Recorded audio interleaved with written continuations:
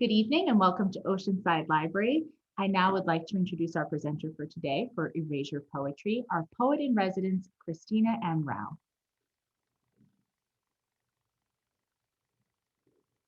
Oh, you're muted, Christina. Oh, there you Yes, I muted myself and then I forgot. I was like, oh, okay.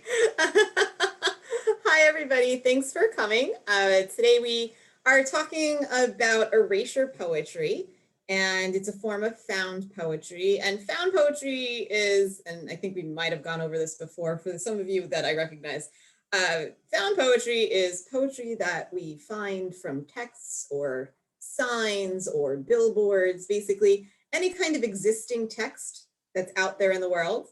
We look at it and we're like, oh, I can make a poem out of that. So erasure poetry is sometimes called redacted poetry, and it has many names. And so what we're going to do is we're going to take a look at some examples, some different kinds. I have some suggestions about how to create some, and then we'll take a look at some more specific and some fun erasure poems that I have found on the internet. It's all on the internet. So I'm going to share my screen, and I'm actually going to have to share it like twice because weird things happen in the Zoom. So let me, I have to share the PowerPoint. Nope, that's not right. I'm going to try that again. That one. There we go. You should see a PowerPoint, but it's not ready yet. And now I'm going to go to that. And now I have to go to a new share. You're going to see it soon, I promise. You should be seeing a PowerPoint that has the words erasure poetry all the way on the side. You can shout out if you don't see that. Okay, so there's a big orange half circle on the side. It says erasure poetry. We see it. Great, fantastic. I just taught myself how to do PowerPoints on Zoom, so I'm very excited. Okay, so an erasure poem is a poem that is created by crossing out, blocking out, cutting out, whiting out, or erasing, literally erasing words from a source. You can do this in a book. You can do this with your own text on your word processing program, and you can get very, very crafty with it. So these suggestions of how to create, these are what a writer might do when looking at a text. Can underline or circle words in pencil first and then go over it in ink. You can use a text that has several columns or use 2 pages at once so you can discover new ways that words go together. You can go through the original text backwards, make a poem backwards. You can pick a theme other than the original source's theme. So if the source is about rocket science and you want to write a poem about love, search for words about love in a source about rocket science. You can combine different texts, and you can also focus on sound rather than meaning, which is really my rule about poems in general. Just go for the sound instead of the meaning and see what happens. We're going to come back to this slide at the end, I promise, so we can see some examples and then come back.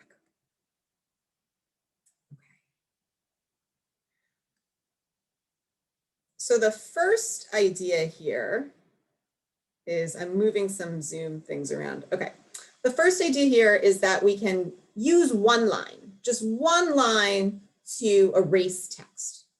We put the line through surrounding words so that the original text appears, we see everything what the original said, but the poem comes through in what is not crossed out. Okay, so here we have an example of the definition of some grammar stuff. And then the poem is actually point, punctuation in your arsenal. When a single can set alight interest. That would be the poem. Okay. But we can still see the original source. And a positive of that is that sometimes it's interesting to see what the original source was and the words that the writer chose and didn't choose. The drawback is that it can be distracting and sometimes it's hard to see what the poem actually says. Okay, so it's choices that the writer makes.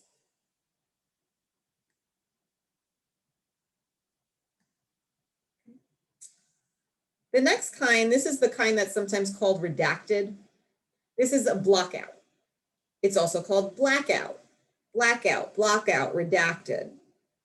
We black out or block out the surrounding words. You can do this on a word processor, as this was done. So that's your Word program, your Google. You can do this with a marker on an actual piece of paper. So you block it out with, so you can't see through it. So this is the same poem as the previous slide, but we can't see any of the surrounding words. So a drawback could be that we can't see any of the surrounding words. We don't know what the original actually said. But a benefit is that we're not distracted by all of that other stuff. And this highlights the words a little bit more. Okay, so we have draw one line through, and now we have the actual blocking out. Okay, this is whiteout. Okay, you can white out surrounding words in the hard copy with literal whiteout, and that's what's happening on this page over here. It's kind of hard to see, so I can bring it up again at the end if you wish. This is from Lamb by Mateo Harvey. Mateo Harvey is a pretty well-known modern contemporary poet, and she does a lot of cool things with different kinds of texts. She also has a book that's really interactive, that it has QR codes where you can scan it with your phone and you can find things on the internet. So she's very into doing experimental stuff. And so here, this is from a book length poem called Lamb. So this has an original text, and all it says is Lamb stuttered, LLL lamb. So it's lamb. And everything else is white out. So this gives us some context with like mixed media, right? And then we have the picture on the other side. So it's another option, the literal whiteout. And then because this is in a book, this is a picture of the original source that used the whiteout in the book. There's a lot of layers. Next, this is very crafty for everybody that likes arts and crafts. If you own an X-Acto knife, this is for you. Okay, this is cut out. You cut out the surrounding words, so literally you have holes. You can use scissors, you can use an X-Acto knife. Okay, and so this is the title up here, and then we have some woven crafting here. And then down here, there was an original text, and this cut out the words around the words we wanted remaining. And the remaining words here are the poem. Okay, and this is from the Silver Birch Press, so I can send all of these links later on. Okay, so you can see how this has, like the whiteout, it has a little bit more texture. It's more of like a mixed media poem, and it's approaching it in a very tactile way, wherein the line through is not as tactile and it's not as crafty. Crafty is a good word.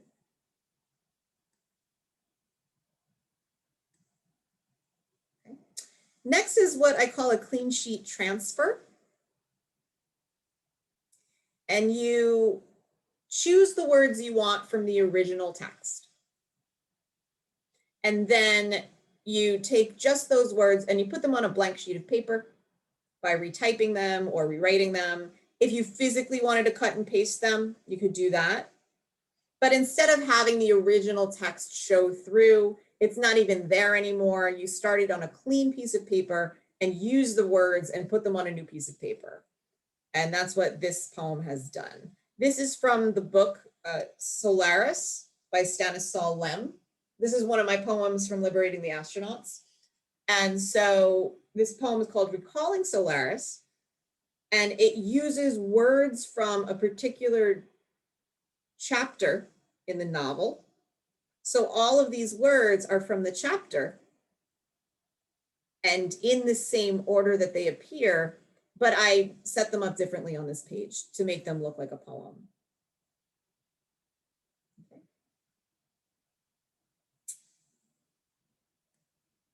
Okay. The next one is circle and box. Sometimes I call this mapping. This allows you to circle or draw a box around words and then connect them with lines.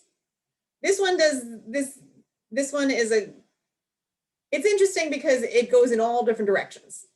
Sometimes you'll have a word at the top and then it'll be numbered and it will show you which way to go. This starts in the middle here, or maybe it starts up here, and it has all different ways to go and all different ways to read this particular poem. So it's a really interesting way to set up many poems in one poem, or to challenge your reader to figure out where to go next. Where does the eye go? Or maybe it's all different poems. So there are a lot of different ways to do the mapping. It occurs on the original piece that you are using the words from, and it involves shapes and lines. There's no cutting in this one, just shapes and lines. Erase and draw, very, very artsy people. This is a collage, draw kind of thing. You use the original source. Okay, so the original source is poking through. And instead of just using lines and blacking out, we're actually drawing pictures right over the rest of the text. This is using a collage right over the rest of the text. And so we can see the original throughout here. These lines are the poem. And usually the artwork deals with something that the poem is saying.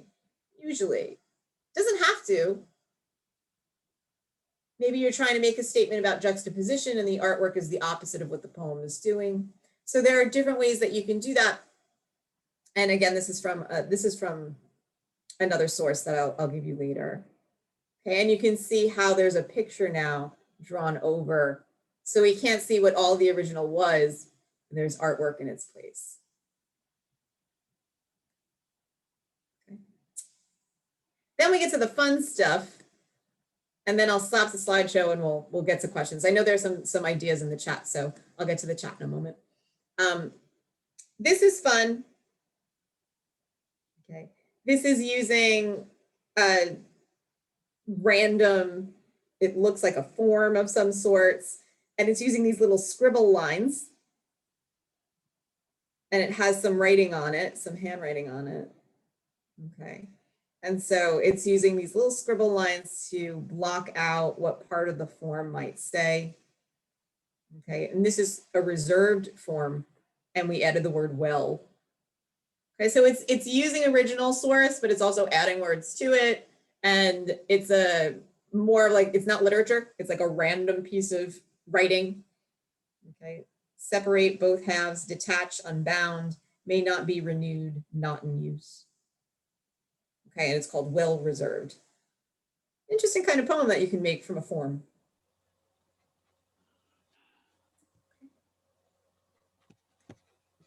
Okay, next, I have an example from Austin Kleon. And if any of you know Brian Garrity, who is a local writer and collage artist, he's like, oh, you're doing erasure poetry? Are you going to do Austin Kleon? And I was like, who's that? He's like, he's the guy. And I was like, what do you mean he's the guy? Well, Austin Kleon is like very well known for erasure poetry. So who knew? See, I don't know everything. And so I checked him out and I was like, oh yeah, he is the guy. So this is one of his pieces here. You can see that it's completely blacked out. And in a moment, we'll go to his website and there's a video on Instagram that shows him in action actually making this. And it's quite interesting. So we'll get to see his process there. Okay, I think that the next is where we can stop. Yeah. So we're going to take a look at all of these links. I'm going to come out of the sharing for a moment and I'll take questions and then we'll go in some more examples and talk a little bit more about process. So let me stop my share there. All right. Okay, so going into the chat just to see if there are any questions. Also, you can shout out your questions. Making my chat. Okay, so Catherine has a question. I'm curious about using cutout in a book to reveal some of the words on the following page also as part of the poem. Is that a thing? I'm going to say yes. That sounds like a great thing. So if you have one page on top of another and you're able to use cutouts so that you're using words on different pages to make meaning, I think that's fabulous. And I think that that's something that you need to be very thoughtful about, right? That I could see that, you know, finding the text that would work, and spending hours and hours on it. That could be a project for sure. Yeah. I think that's a great idea, Catherine. Leanne is asking about copyright. Yeah, that's always the issue, isn't it? Yeah, just before we were talking about copyright and how we're allowed to record this, because sometimes I'm not so careful. Well, with poetry, we always say like poets steal, like we're supposed to steal stuff. When you use something to the point where you're changing it, where it's barely its original anymore, usually you don't have to worry too much about copyright, especially if you're using like older texts. However, if you plan to, let's say you're writing a book and it's all found poetry and you're going to have it published, your due diligence would probably be to contact the people that you're going to quote from or use, just to see what their take is on it. And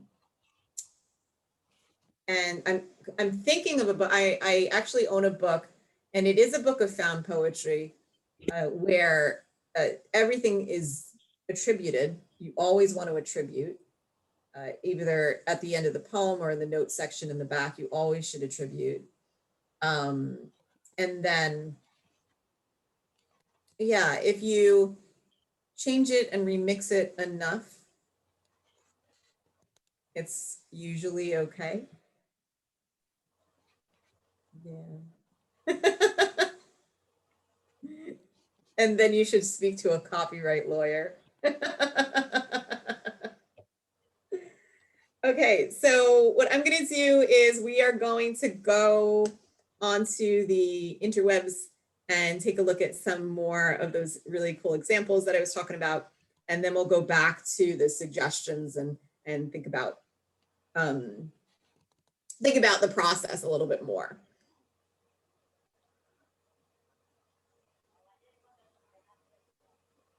Oh, okay. So I'm going to use this as the first example. And there, now I can see you. Okay, so we're going to play a game. Games are good. So this is a Blackout poem. Okay, some people call it redacted. It was made in Microsoft Word from an original source. Okay, and we follow the words through, and sometimes it's a little difficult because it's line by line, and we can see some spaces in the black, and that's still not words, it's still white space. So white space is really interesting too if you're using a prose piece. So if you're using a prose piece as your original source, white space can be your friend or it could be the enemy, because sometimes it's hard to follow. So we can tell that this had paragraphs in it. And so here's the game. If anybody wants to guess what the original source was, I'll read the poem and then you can guess what the source is and you can shout out your answer. It's called The Remains of the. And suddenly her warm breath poured over the train. New York, the night, a dress, leather shoes, eyes. Pressed against my arm, you can't live forever, you can't live forever. The room rang artificial.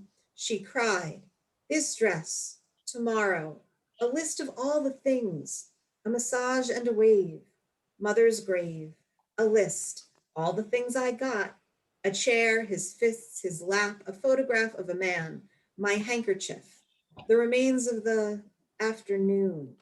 Through the smoke, faintly disappeared, reappeared, made plans somewhere, lost, searched toward midnight. Then there were bloody towels upon the bathroom floor and the women's voices scolding. In a daze toward the door, gone halfway, stumbled, despairing, the couch bleeding, and trying the tapestry of Versailles.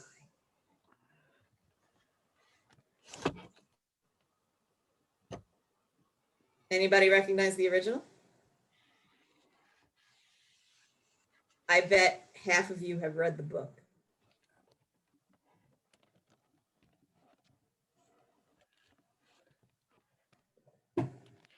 An American novelist.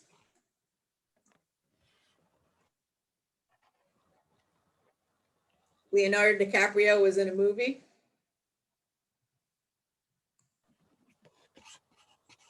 Yeah, it's from The Great Gatsby. Oh, look, everybody's like face lit up. You're like, oh, The Great Gatsby. I know that book. And what's interesting about poetry like this is that you can take a text and then you didn't do anything to it except find words that mean something to you. And this isn't The Great Gatsby anymore. It's something different. But then when you look at it, you're like, oh no, it is The Great Gatsby. And so we can find different words, different rhythms, different patterns in the original language, and we can make it our own, or we can embrace it, we can break the mold. So there are different ways that we can approach an original text like that. Also, just really quickly, I will show you, if I can find it, or I won't show you. Oh, here are the notes. Okay, these are the notes at the end. So we were talking about copyright before. So The Remains of the is an erasure poem from The Great Gatsby, chapter 2. And then it gives the link from Gutenberg where the actual text was taken from. Okay, so let me share the screen again so we can go into some of the fun stuff on the internet. Oh, hang on one second. I have to get to the fun stuff on the internet. Okay, now I'm going to share the fun stuff on the internet. And then I will get into the chat. I see that it's coming up, so I'll get into it in a moment. Okay, so this is Austin Kleon's website, and there is his erasure poem. Yet again, it's the one I just showed you in the slideshow. And this is called No Angel. They said he was no angel, who is giant question mark. Okay, and we can kind of see that the original, it looks like a newspaper. And that's probably why this question mark is so big down here. It looks like there was another article. So this is like all from maybe perhaps 2 articles, or at least 2 columns. And then this is a question mark from a headline below. It's kind of interesting. And then underneath that, we could see, oh, look, I was right. So there are 2 columns, and then there's the headline below. And let me see if I can get this to play. You should be able to see it playing. So this is how it was made. So we can see that he's using just a black marker. And he found the words, and ta-da, now we have a poem. Okay, I'm getting to the chat. Or I'm not. Hang on one second. There we go, found it. Yes, yeah, that's a good point, Audrey. This is kind of like writing a cento when you're selecting texts and making something new from them. Yeah, cento is usually from different texts all at once. The erasure poems are usually from just one text, but they could be from more than one. Sure, yeah. So yeah, it's make it new, make it your own. Yeah. The next one is from a journal called Diode. Okay, and this attributes the original source in an epigraph. Okay, and this is from a drug information pamphlet. And it's called Infect This Page. Okay, it's actually not called that. It has no title. That's just the first line. Okay, and we can see the interesting spacing that's being used. We can tell that it's the original language and where that language might be in the original pamphlet for the drug information. Okay, infect this page, inject the blood of work, kill your need to question this garbage art, a written list of all the problems of the heart. So we're finding rhyme, we're finding all these words, and the O, using partial words just to get the word that you need or the sound that you need. So this floats across the page. When you are, if you are a writer that is submitting to journals, you do want to find journals that accept PDFs or that accept visual art, visual poems, because if you send this as a Word doc, sometimes it won't go through. If journals are accepting just pasted into an email and they don't accept attachments, you would have to contact the editor to see if this is the kind of thing that they would accept, because the spacing does get a little wonky and the visual stuff can get a little wonky if you are submitting electronically. So it's always something to be aware of. Why are you writing it? For what purpose? If you want to have it published, you know, how is it going to look on the page, and can the journal do what you want it to do? Okay. The next one is from Tyrant Books. It's called Form N400 Erasures. Okay, so that's the poet, and we can see that this is a lot of Blackout stuff. So N400 is the application for naturalization to be a US citizen. And we can see that the poem is very small compared to the very, very long page. And I enjoy this because since it's a form, it has checkboxes that are included in the poem. And I think that's a really interesting choice. So do you have awful association? Have you been in total terror? Yes, no. And everything else, we could tell it's like a marker. Okay, and then the next one takes the form, and the poem doesn't start until the very end. If you ever claim in writing or any other way to have no country, are you confined? So we're reshaping, we're reclaiming, we're doing a lot of interesting things with language, which we also see in this poem by Charles Jensen, poem in which words have been left out. And here we have the epigraph, the Miranda rights established 1966. You have the right to remain, anything you can and will be. So it's finding the poem by taking words out of it. Right? So really think about your original source too, right? Like what is your purpose, and then what is your source? And those forms, anything that's like a well-known document or something that you can like memorize, like the Miranda rights, what would be the effect of using that as a document? Like take the Miranda rights and might write a love poem. Okay, and find that tension from the source to what you're doing. Take the Miranda rights and use your X-Acto knife and cut it out and see what happens. Okay, so there are a lot of different approaches, juxtaposition, all of that kind of stuff that can go on in your mind to think of, to make the poem new and fresh. Okay, and getting into the chat. People are chatting, getting into the chat.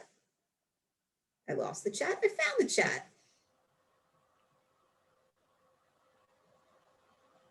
Yeah, so Audrey's getting into it now. Yeah, so the ideas behind, we have all these forms that have a lot of words. So the juxtaposition of using, 5 words, finding 5 words in something that's like 100 words long and making a new idea as a comment on the original text.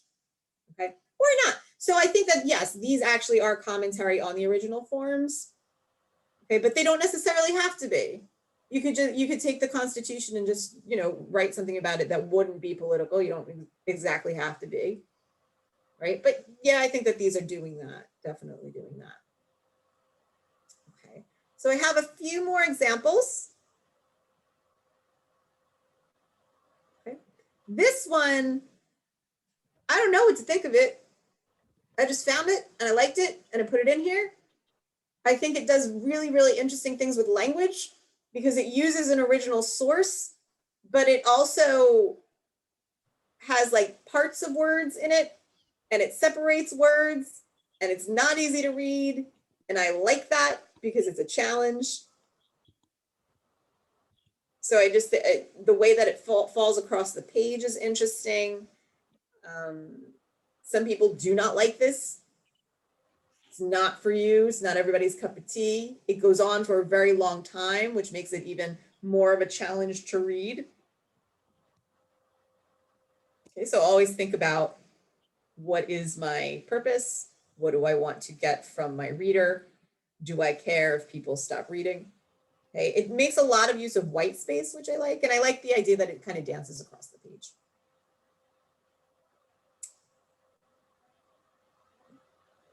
Here is lesson 8, Map of North America by Elizabeth Bradfield. And I think it's interesting because she calls this redacted from. So in the actual epigraph, she uses the word redacted from Smith's Quarto or second book in geography, 1848, page 17. So it gives us the exact place. So instead of an end note, we have it in the epigraph. Okay, and I think that this is a really interesting poem. Division, division, general divisions, opposite, cluster, clusters, what considerable number, where is Cape Farewell? So it has these phrases, and then we use a full sentence. And the thing about a book like this is that you will have a lot of repetition. So you're already using the rhetorical figure built in. So textbooks are a lot of fun. Medical books are a lot of fun, where you can find words that would repeat, and you can use that to your advantage. Okay, what sound leads into the largest? What? Boundaries bound, united bound, the new, bound possessions. What prevails? What races? What race? So that's definitely like a commentary on something, using more of like an academic or a textbook. And then this one we have St. Mary's Home for Unwed Mothers in Oodahua, Auckland. And it has the epigraph. This calls it actually an erasure from the history section of the Anglican Trust for Women and Children's website.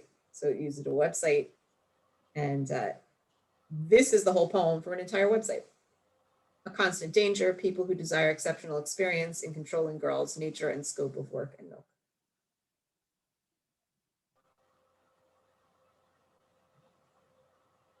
Okay, so going back to,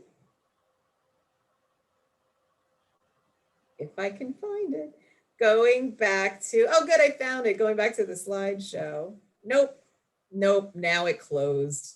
Nope, okay.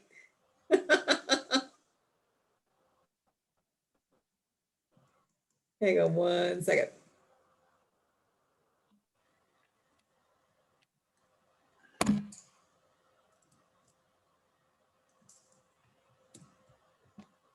Okay, and again, feel free to shout out questions if you have questions, anything you'd like to say. There we go. I'm going to share something else. I just put everything in a Word document so I don't have to deal with PowerPoint. I don't even know why I made a PowerPoint. I was like, let me make a PowerPoint, so I don't know how to use it. Here we go. Sharing a Word document. Word is our friend. Here we go. So here are the suggestions from that slide at the beginning of the PowerPoint. You should be seeing a Word document. If you're not, just please shout out. So now these will make a little bit more sense. Underline or circle words in pencil so you have a chance to change your mind. Okay, that could lead to mapping. That could lead to crossing out. That could lead to a clean sheet transfer. Just finding those words that jump out to you. Use a text that has several columns. So the newspaper, a magazine, poems that are in 2 columns. So you can make a poem out of another poem. So finding something that has several columns like we see in the Austin Kleon. And so you're using different texts or the same text like that doesn't exactly go all the way across. And you're finding meaning in that. Going through an original text backwards, I just always love that idea. So you're reading for sound instead of meaning. I always love that idea. Then picking the theme to challenge yourself, picking a theme other than the original source's theme. Or you can pick a theme that's the same as the source, but maybe from it's like a really different time period. So if you are reading, just use Shakespeare, right? And then, or use Chaucer. Use something in an older kind of language, an older form of language, and see what you can make out of it. Combining different texts together, that would be more of the cento. And again, focusing on sound rather than meaning. And I just remembered I had another example and it wasn't on my computer, so hang on 1 second. And if I can find it, if it's in the folder that I think it's in, I will hold it up to the camera.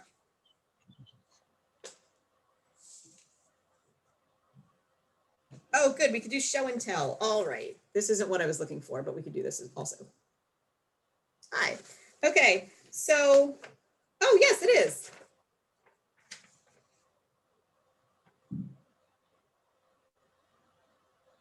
See that? It's a pretty flower. And it's got a camera at the bottom and some trees. Okay. So this page is from publishersweekly.com and it's reviews of fiction. Okay, so it's reviews of Viva Miscegenation, Little Stranger, Adventures of the Lost Interiors of America, and Imperial Nostalgias. It's a review of those 4 books. Okay, and instead, the poem is Wilderness pushes whims and vagaries, just a few snapshots, imperious beauty, hard and exotic. So it used something that had columns across, and because it used the word snapshots, I drew a little camera. Okay, the imperious beauties, the pretty flowers. Okay, so little drawing happening there. Here's another map, an erasure map. This has numbers, so 1 starts here and it shows you where to follow. Okay, and then 2 is in the middle, so that would be the 2nd stanza, and then you have to follow the lines to get through stanza 2. Then 3 is over here, and we have to follow the lines for 3.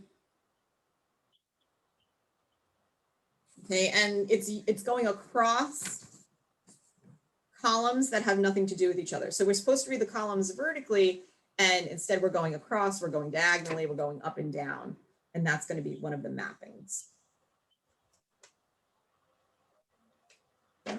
What I suggest against is using 1-line crossouts when you have so much on the page.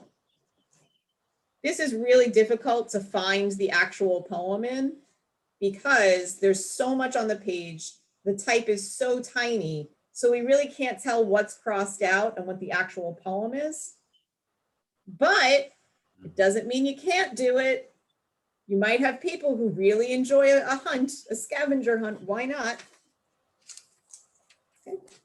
And let's see what else I have in this folder. Oh, and the last thing I'll show you is before I mentioned Recalling Solaris, which was one of the found poems in my book. And I actually have the stuff I used way back when I was creating that poem.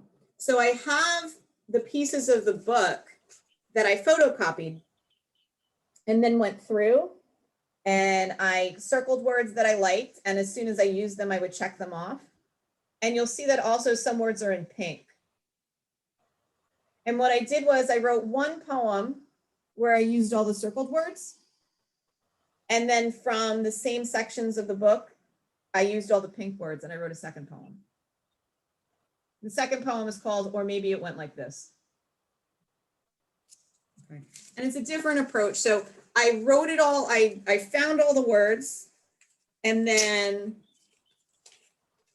it became this kind of mishmash on the back of a piece of cardboard. And then it became this kind of mishmash on some random papers. And then I started to actually write the poem. And then I typed it up, and then the ending result also, it's a poem that has charts in it. So why not have charts in your poem? Everybody should have charts in a poem. Why not? Okay. All right. I have spoken a lot. I could say more and I can give you more examples, or you can ask me questions. No questions. Let's see.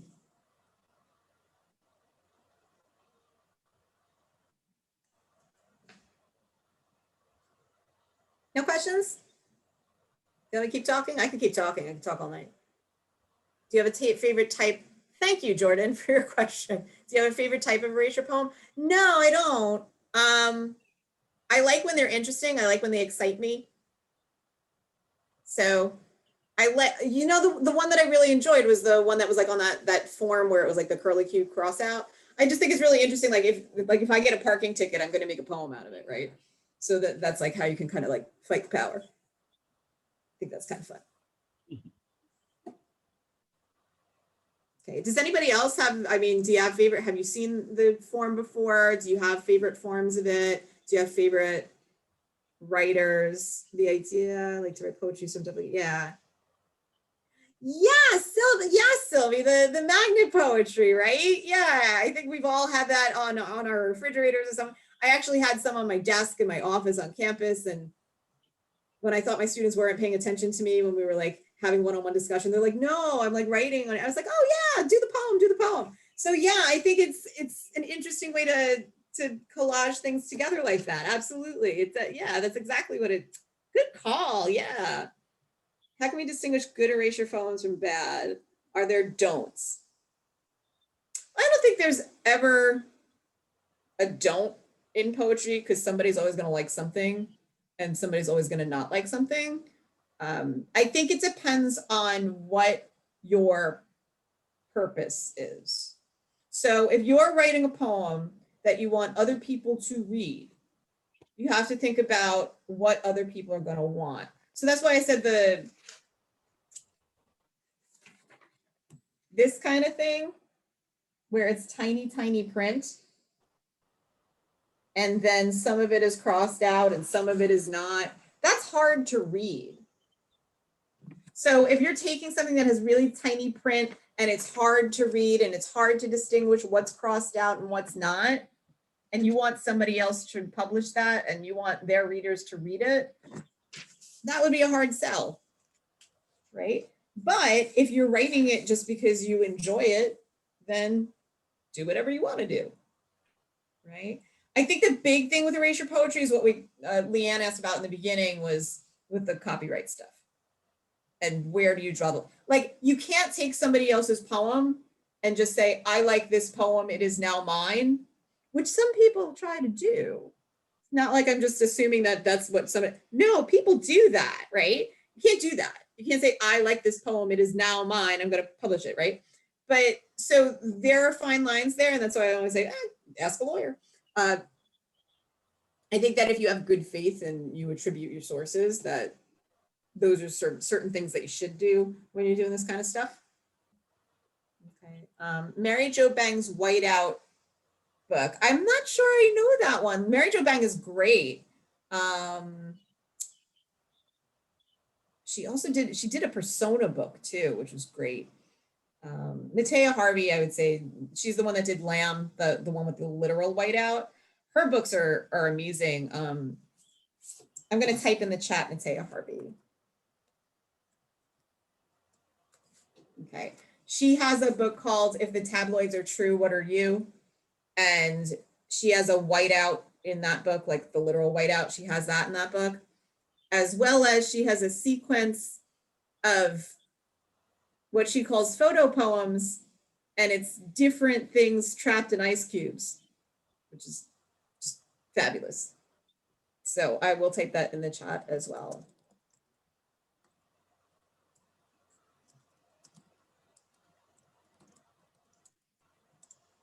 Okay. Other sources that we went over today.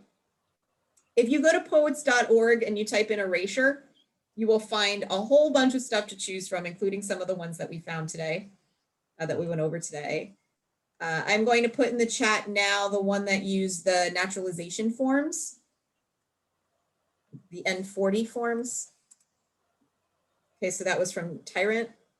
And also I will put in the chat Austin Kleon's website.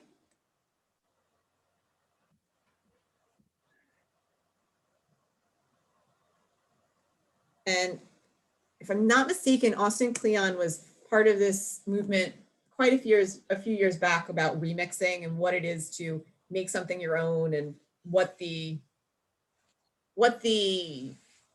limits are. Like how far can you push it until you're like really plagiarizing? And Stephen Colbert did a whole thing about it too. So if you just kind of look up remixing, you would find that as well.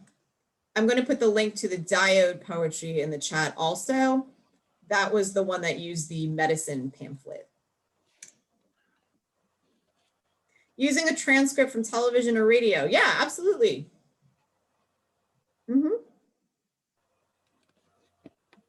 Because then you could also use like the character names, like as it appears. You could use stage direction as it appears, and then the dialogue and the stage direction would be conflated.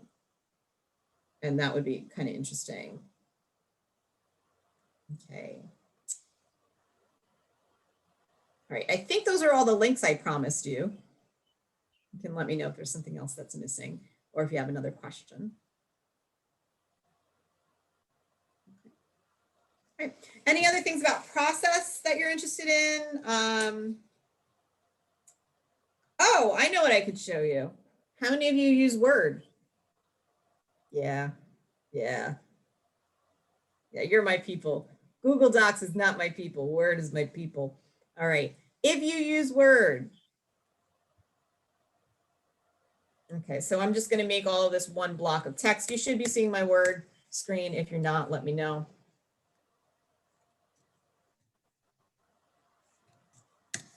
Of course, this is in bullets, so weird things might happen. We're just going to roll with it.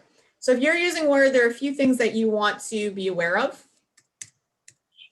If you want to do the single line crossout, you want to look for your font box at the top.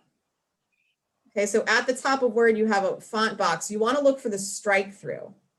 If you can't find the strike through in the font box at the top, you can highlight whatever you want to strike through, and you can,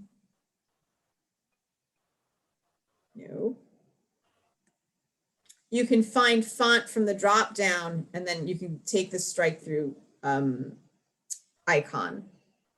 So that will do the one line on the word instead of printing something out and drawing across it. So that's something that you can do.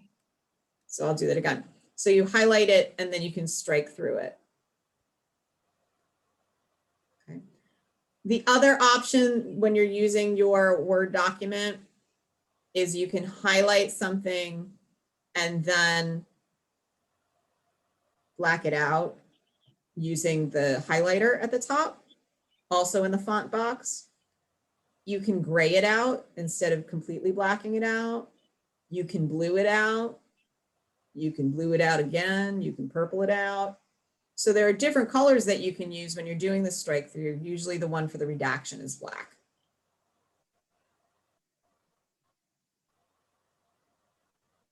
Okay. One last thing that you can do, which I usually do with anything that's a prose poem, is I like to play around with the margins. So at the top, make sure you always view your ruler so that you can play around with margins to make your poem. So you can see how that all changes. I'm just changing the margin length, and that changes what it looks like on the page. And then I can choose to justify or not justify until I get it looking like I want it to look. See, now it's all one column. So those are things that you can do in basic Word that do make a lot of significant changes in your poems. So if you're looking to do, the other thing that you could do is change the font color. I can change the font color itself to white against the background, or I can make the font color itself light gray or a gray. So that I have one kind of text in one color and then the other kind of text in another color. And those are things to play around with. So everything that you need is in that font box and view in the ruler, and you're good to go. Those are your tools. When I get to talk to you, you have to make me come to you? What do you mean, no? I had begged you to come over here. Right. Anything else? I begged you to come over here. And then you say I didn't know it was about my phone. What does it matter? It was only... Questions, comments?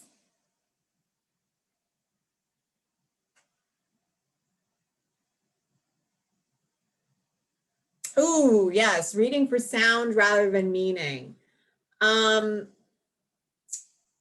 think that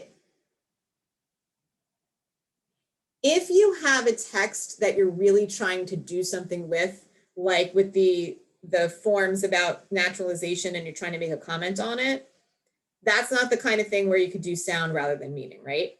But if you have just a text that you just want to find something in, what you can do is, like, reading it backwards helps. So you can literally read it backwards by word, which is kind of hard, or you could read it backwards by sentence. Let me see what I have up that I might be able to do that with. All right, yeah, let's go back to this list that I have just made a problem of. Okay, so here, what I could do, a way to read for sound, and when I say read for sound, I always mean read out loud. I don't care who else is in the room, just let them think you're crazy. Meaning then, rather, sound, on, focus, text different, combine, theme that to, only, belong, that, words for, search. So you could literally do it word for word, right? And I did that really fast. What I'm doing there is I'm listening to see if anything sounds the same. Do I like the sound of a particular word? Another thing I could do is read it backwards. Like if it were a prose piece, if it were a short story, I would read it backwards line by line. It doesn't really work in a list, but focus on sound rather than meaning, combine different texts. So you would read it backwards that way. I like doing it word by word because then there's no meaning that can take over. And you're really listening to how the language works together and you're finding rhythms and you're seeing how it feels on the tongue and sounds in the ear. So meaning then rather, sound on focus. I actually like the phrase sound on focus. Okay. Meaning then rather, sound on focus, text different, combine or combine. Okay, now I get to that word. I'm like, well, which one is it? Because if I'm reading it backwards, I'm not sure which one it is. Oh, it's combine different text, but combine is a word. So maybe I want to use that instead, and I can use that as combine. Theme that to, only, belong, that, words for, search, word search, word and search, word search. Okay. And theme, sources, original, the, van, other, theme, pick. Okay. And so really reading it backwards and hearing it out loud and seeing how those words can change. And again, that's how you find words that might sound different. They might have two different ways to say them, which would bring them to two different meanings. And then you could use that word in a different way in your poem. Okay. Did that answer your question? Hi, Rosa, by the way. Great, fantastic. Okay. Yeah, I'm huge on sounds. Like any workshop I ever give, I'm just like, I don't care what it means. I really don't care. It sounds good. I like it. So, and then after the sound, I care. But yeah. It is, yeah, dealing with writer's block or not knowing what to write next. Just go steal something. It feels good. Okay. Speaking of workshops, I do a workshop monthly on Sundays. So if anybody wants to get in contact with me about that, I would gladly give you information about it. Other things. It's the only thing I can think of right now. It's been a long Zooming day. I'm sure that there are other things coming up.